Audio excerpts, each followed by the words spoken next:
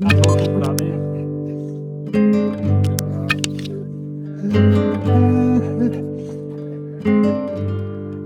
बस बस बस बस बस ਇੱਕ ਮਿੰਟ ਦੀ ਦੂਰੀ ਤੇ ਰਹਿੰਦੇ ਭਰਾ ਕਿੰਨੇ ਸਾਲ ਲਾਤੇ ਇੰਨਾ ਕੁ ਸਫ਼ਰ ਜਿਹੜਾ ਇੱਕ ਬਾਰਡਰ ਦਾ ਉਹ ਭਰਾਵਾਂ ਨੂੰ ਮਿਲਣ ਚ ਕਿੰਨੇ ਸਾਲ ਲੱਗੇ ਮੁਲਾਕਾਤ ਤੋਂ ਬਾਅਦ ਵੀ 2 ਸਾਲ ਦਾ ਟਾਈਮ ਲੱਗ ਗਿਆ ਇਹਨਾਂ ਭਰਾਵਾਂ ਨੂੰ ਗੱਲ ਵੱਖਰੀ ਪਹੁੰਚ ਤੇ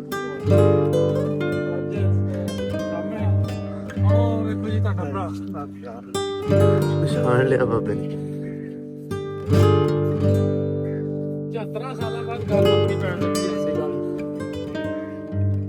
ਆਸ ਕਿਤੇ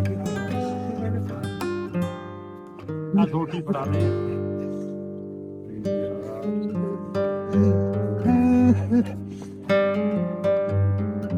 बस